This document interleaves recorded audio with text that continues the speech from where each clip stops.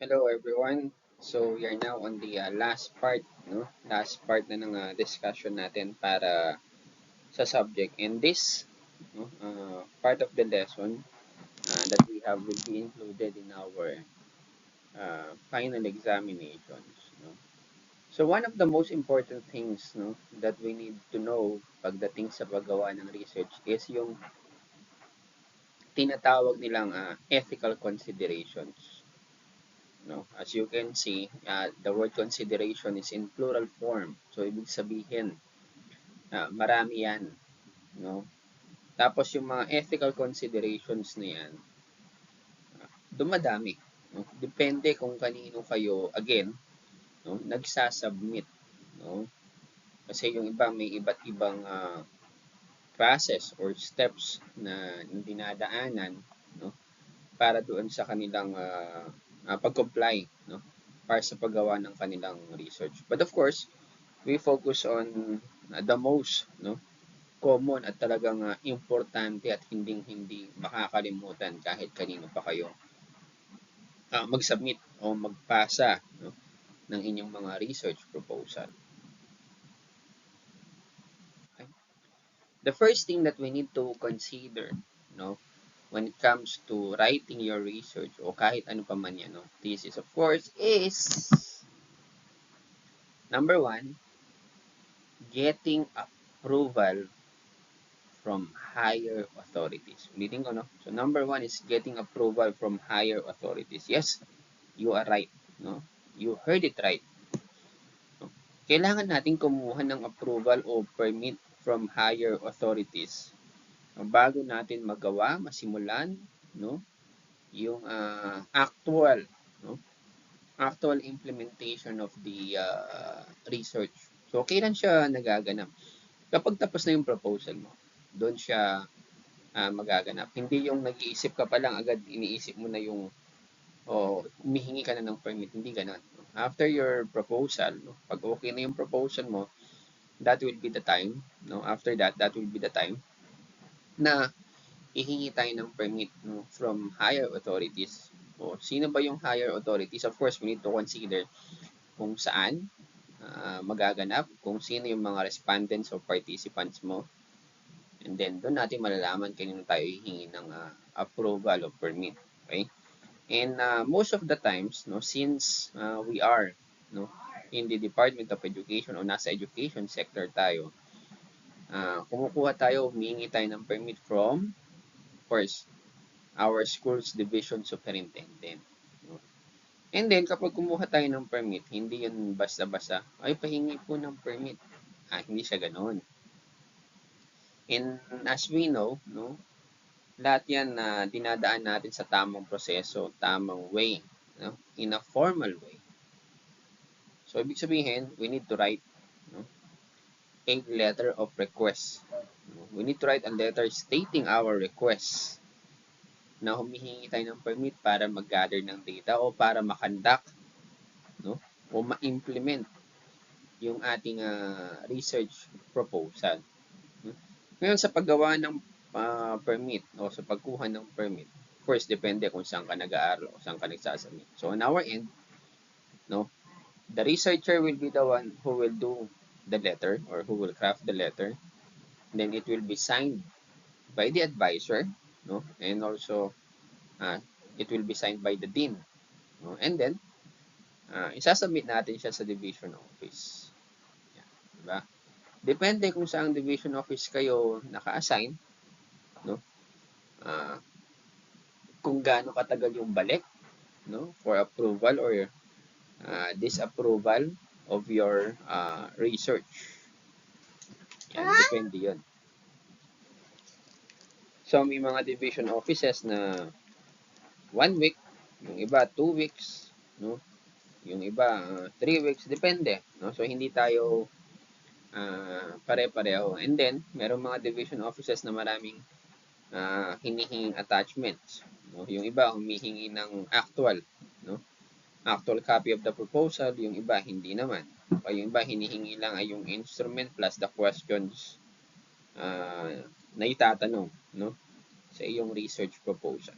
So again, hindi tayo pare-pareho depending from depending sa division office na meron kayo or kung saan kayo naka-assign. However, one thing is very sure pagdating dito, you need to write, no, a letter stating your request, no, na gusto mong i-conduct o implement ang research mo. Yun. So, after, no, after getting the permit from the higher authorities, which is the first consideration, the second consideration will be getting the consent. Okay? So, una, getting permit from the higher authorities. Pangalawa, getting the consent. Consent ng sino? Consent ng respondents mo. Consent ng participants mo. No? Na pumapayag sila, okay, na pumapayag silang mag-participate o ibigay, no, yung data na kailangan mo through the different instruments that you are about or you are going to use. Diba? Kaya lang, of course, another thing is, depende kung yung magiging mga respondents o participants mo ay minor. No? Kapag minor sila, kukuhanan natin sila ng consent from their parents or guardians kasi nga minor. Pero kapag mga nasa edad na, no, right age, appropriate age, no, direkta, no, direkta natin kinukuha yung consent mula sa kanila. Some of the researchers are using formal letter also. No? Gumagamit sila ng formal letter to request or to get the consent. No? Pipirma sila sa isang papel na you are giving the consent to use the data na ibibigay nila. No? Yung iba naman, dahil nga uso na yung online ngayon, sa Google form na meron sila, ini-state na doon. No? Nilalagay na doon yung consent. So, if you agree, you proceed. Ganun lang naman. So, if you don't agree, then do not proceed.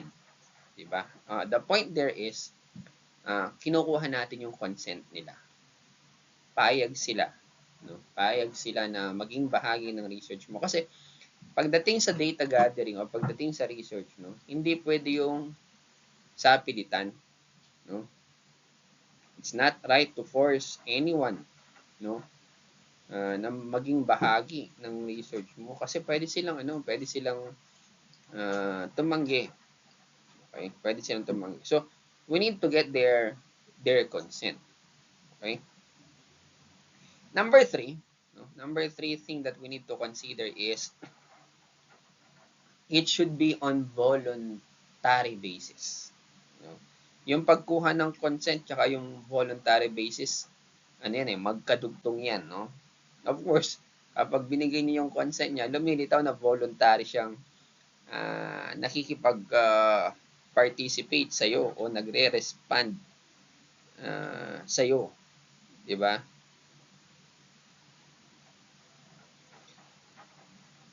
So, kailangan ba talaga lahat voluntary? Paano kung very limited na lang yung talaga yung mga respondents or participants ko? Oo, kailangan talaga voluntary.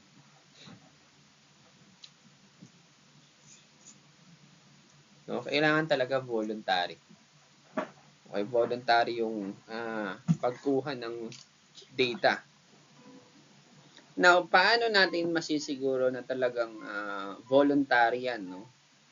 Voluntary. Of course, you need to state na, yun nga, voluntary, and wala kang pinwersa na mag-participate.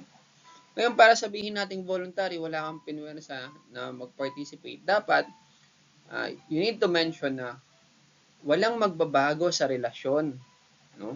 Walang magbabago sa pakikitungo ng researcher doon sa mga respondents o participants kahit ano pa yung maging desisyon nila kung mag-participate sila o hindi sa research na ginagawa natin. Yun, patunay yun na voluntary. Isa pa, no? Walang matatanggap na, of course, bayad, pabuya, o sanksyon. Ang sino man nang dahil lang pumayag sila o di pumayag na mag-participate sa study natin. So, napakahalaga nun. Napakahalaga na voluntary, no? Sila mismo payag, sila mismo gusto na maging bahagi ng research ninyo. Pang-apat, no?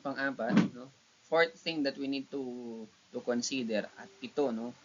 Itong unang apat na to, ang mga pinaka-importante na hindi talaga sila dapat mawala kapag binanggit mo yung ethical considerations ng research mo. Pang-apat is confidentiality and secrecy. Okay? Confidentiality and secrecy. No? Alam mo, minsan ito yung dahilan. No? This is one of the reasons kung bakit hindi pumapayag yung iba kasi takot sila. No? Na baka malaman ng iba, yung mga data, masabi, no? Ma-inform yung iba patungkol sa mga bagay na sinabi nila. Halimbawa, lalo na sa interview, no? Tinatanong mo kung mabuti, mabait yung tao. Ang hirap sagutin, no? Mabuti o mabait yung isang tao, tapos natatakot ka kasi baka yung sabihin mo makarating, no, doon sa taong pinag-uusapan ninyo. 'Di ba? But of course, para makakuha tayo ng mga respondents or participants, we need to make sure, no? We need to inform them na all of the data will be kept, no? Itatago, poprotektahan with utmost secrecy and confidentiality. Okay? Anong ibig sabihin nun? 3 tao lang ang alam kong pwedeng makakita ng mga data. Actually, talagang 2 lang. No? Pero isama na natin yung pangatlo. Okay? First, of course, the researcher. Pangalawa, yung advisor. Pangatlo, yung statistician. No? Pero alanganin pa ako dun eh. Pero yung researcher at advisor, sigurado ka na dun. No? Sila lang. Yung panel, sir, hindi man nila makikita kung kanino galing yung bawat sagot. Kasi nga, ang usapan natin, with utmost secrecy and confidentiality. No? So, hindi malalaman ng mga taong ito kung sino ang nagsabi ng statement na to. Nasabi niya, hindi maganda yung ano niya, yung pamamalakad niya. Oh. Di ba? Hindi dapat malaman yun ng kung sino man, no? Walang sino man na walang kinalaman, walang kinalaman sa research ang makakita ng mga data na yon. Makikita lang nila yung sinabi, pero hindi nila alam kanino galing, no? That's how we protect, no, the secrecy and confidentiality nung mga data. So ikaw lang, the researcher, and of course your advisor, kasi siya yung tumulong sa iyo, no, para ma-analyze yung data. Katapos nun, yung statistician, halos data na lang ang makukuha niya. Hindi na niya naman malalaman kung kanino galing yung mga information na yon, di ba? So yung apat na yon, yun yung mga pinaka importante, no? Importante na hindi nawawala kahit saang lugar ka pa mag-submit, no? Kanino ka pa mag-submit ng iyong research proposal. No? Sila yung apat na pinaka-importante. Now, aside from those 4, of course, meron pang mga ibang bagay na hinahanap, no? Ulitin ko, depende kung saan ka magpapasa. O, karamihan yung iba, nakafocus din sa 4, pero meron pang mga nakadagdag doon sa 4.